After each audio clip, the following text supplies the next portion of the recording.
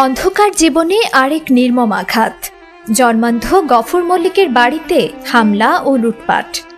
তারেক রহমানের দেওয়া উপহারের টাকাও ছিনিয়ে নিল দুর্বৃত্তরা। দৃষ্টি প্রতিবন্ধী গফুর মল্লিক, যিনি জীবনের শেষ প্রান্তে এসেও ভিক্ষাবৃত্তিকে ঘৃণা করে বাদাম ও নারকেলের নাড়ু বিক্রি করে সম্মানের সঙ্গে জীবনযাপন করতেন, সেই সংগ্রামী মানুষের জীবনে নেমে এলো আরেক ভয়াবহ অন্ধকার।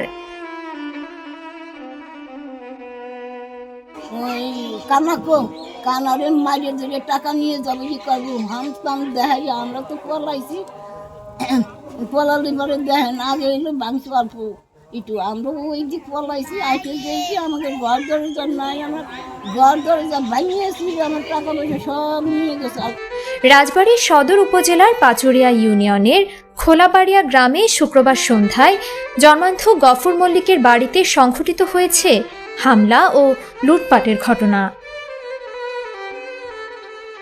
মানবিক সহায়তা হিসেবে বিএনপির চেয়ারম্যান তারেক রহমানের দেওয়া নগদ 1,75,000 টাকার মধ্য থেকে ঘরে রাখা 50,000 টাকা লুট করে নিয়ে গেছে দুর্বৃত্তরা।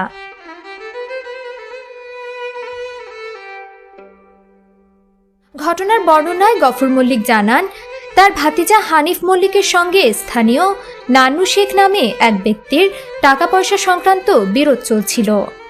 ওই বিরোধের জের ধরে 30 জানুয়ারি সন্ধ্যা 6:45টার দিকে নান্নু শেখ তার সহযোগীদের নিয়ে প্রথমে হানিফ মল্লিকের বাড়িতে হামলা চালায়। পরে সেখানকার ভাঙচুর শেষে তারা গফুর মল্লিকের বাড়িতে হামলা ও লুটপাট চালায়। রাত্রি তো মগরবের নামাজের পরে আসে মানুষ বাংলা চুরি করছে, মানে সেই সময় আমি ঘরে ছিলাম, মানে অল্প তুলাম ছিল। তারপর থানায় গেছি, থানায় গেলে পরে মানে একেবারে চলাচলা করতে।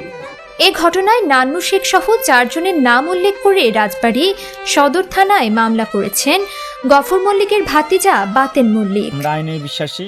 সর্বশেষ আমি কথা বলছি সবার সাথে, আমাদের বাড়িতে আসছিল, আমাদের আশ্বাস দিছে, এখন চিন্তায় ভারী সুইতে এটা আমাদের আশ্বাস দিচ্ছে, আমাদের বিচার করে দেবে। এটা আমি চাচ্ছি যে বিএনপির চেয়ারম্যান তারেক রহমান সাহেব, উনি আমাদের মাথায় পর হাত রাখছিল। আমি চাই যে উনি সারা জীবন আমাদের পাশে থাকুক, আর আমরা যাতে ন্যায় বিচারটা পাই। রাজবাড়ী সদর থানার ভারপ্রাপ্ত কর্মকর্তা খন্দকার জিয়াউর রহমান বলেন, ঘটনার সঙ্গে জড়িত আসামিদের গ্রেপ্তারে পুলিশ অভিযান চালাচ্ছে। জন্মান্ধ গফুর মল্লিক ও তার পরিবার যেন ন্যায় বিচার পান, সে লক্ষ্যে আমরা সর্বোচ্চ চেষ্টা করছি। উল্লেখ্য, কন্টেন্ট ক্রিয়েটর মুন্সি এনায়েত গফুর মল্লিকের জীবন সংগ্রামের ভিডিও সামাজিক যোগাযোগ মাধ্যমে তুলে ধরলে তা দেশ বিদেশে ব্যাপক সাড়া ফেলে। বিভিন্ন প্রান্ত থেকে আর্থিক সহায়তা পেয়ে তিনি বাদাম বিক্রির পেশা থেকে অবসর নেন। তার এই জীবন কাহিনী দৃষ্টিগোচর হয় বিএনপির চেয়ারম্যান তারেক রহমানের। পরবর্তীতে তার নির্দেশনায় আমরা বিএনপি পরিবারের একটি প্রতিনিধি দল গফুর মল্লিকের বাড়িতে এসে নগদ 1,75,000 টাকা সহায়তা প্রদান করে।